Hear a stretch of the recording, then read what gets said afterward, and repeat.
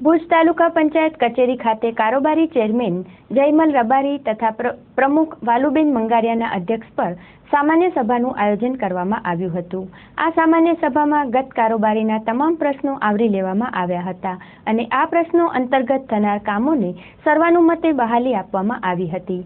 કારોબારીની બેઠકમાં તાલુકા વિકાસ અધિકારી PS Pampaniya, HV Vasra, HF Bhatti, VP Shroff, LP વ્યાસ, KJ Patel, GK Maheshwari, JS Vaghela, US Vavadiya, VR Ramani, Jayvirsinh Jadeja સહિત અન્ય અધિકારીઓ આ કારોબારીની બેઠકમાં હાજર રહ્યા હતા।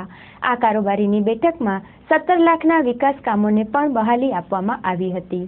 વિકાસ કામો અંતર્ગત ભુજ તાલુકાના ગામડાઓમાં સ્ટ્રીટ લાઇટ, ગટર તથા CC રોડ બનાવી આપવામાં આવશે તેવી જાહેરાત કારોબારી ચેરમેન જયમલ રબારી દ્વારા કારોબારીની બેઠકમાં કરવામાં આવી હતી।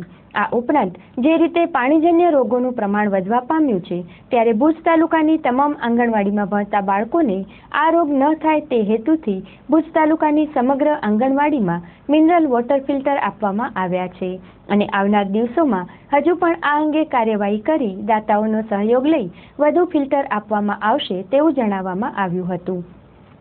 ગત દિવસોમાં મળેલ કારોબારીની બેઠકમાં પડતર પ્રશ્નો પણ આ બેઠકમાં આવરી લેવામાં આવ્યા હતા અને જે વિસ્તારમાં પાણીની સમસ્યા છે તે વિસ્તારમાં પાણીના ટાંકા બનાવવાની ખાસ મંજૂરી સર્વાનુમતે આપવામાં આવી હતી। ભુજ તાલુકામાં છેલ્લા જ્યારથી અમારી આખી ટીમ આવી છેલ્લા 4 વર્ષથી જે અગાઉની જે તાલુકા પંચાયતના સદસ્યો અને પ્રમુખશ્રીએ જે વિકાસની પરંપરા જાળવી રાખી એ સતત અમારી ટીમે જાળવી રાખી છે। આજની કારોબારીમાં અમે જે નાણાં પંચના 14 થી 15 લાખ રૂપિયાના વિકાસના કામો, ગટર, CC, લાઇટના જે કંઈ કામો તે લીધા અને સાથે સાથે ગરીબ માણસો માટે જે BPL લાભાર્થીઓ માટે સરદાર આવાસ, ઇન્દિરા આવાસ, વયવંદનાના અને વિધવા સહાય એમ કુલ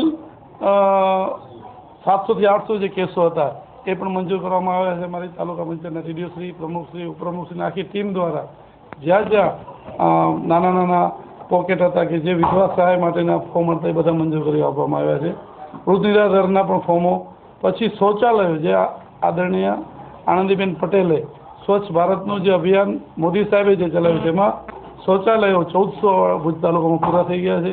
કુલ 5000 અરજીઓ આવી છે, એ 3600 પણ આવનારા દિવસોમાં દાતાઓના સહયોગથી તાલુકા પંચાયતનું જે ભંડોળ એનામાંથી રાજ્ય સરકારની ગ્રાન્ટ અને અન્ય જે ઉદ્યોગગૃહો છે એના મારફતે તાલુકા પંચાયતનું પૂરા કરવામાં આવશે। એટલે કુલ આ નાણાં પંચના 15 લાખ રૂપિયા એમાં ગટર છે અને રોડ છે એ બધું સાથે મળીને કુલ 15 લાખનું છે નાણાં પંચનું આયોજન હોય અને બીજી જે નાણાં પંચની ગ્રાન્ટ હોય સીધી ગ્રામ પંચાયતોની અંદર ખાતામાં આવતી એક રકમ અલગ, એટલે કુલ મળીને સમજી લો ને પંચાયતોને 40-50 લાખ રૂપિયા જે ડાયરેક્ટ ખાતામાં આવ્યા હોય ને બધું દિન 50 થી 55 લાખ રૂપિયાનું આયોજન। અને જે આમાં અમે ઘણી વખત ગામડાઓમાં જતા હોઈએ ત્યારે બાળકો જે પાણી પીતા હોય એ પાણી કાયાવાળું હોય હોય ત્યારે બધા તાલુકા પંચાયતના સભ્યો બેઠા હતા, નક્કી કર્યું કે ભાઈ સરકાર તો ઘણી બધી યોજનાઓ આપે છે પણ આપણે પણ કંઈક સમાજ માટે કરવું જોઈએ।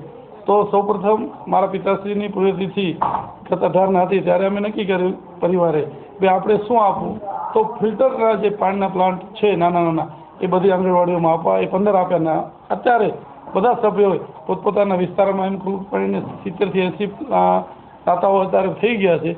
એટલે અમારો લક્ષ્ય એવો છે કે આખા તાલુકામાં એક પણ આંગણવાડી ફિલ્ટર પાણી વગર કોઈ પણ બાળક ન રહે એવો અમારો લક્ષ્ય છે।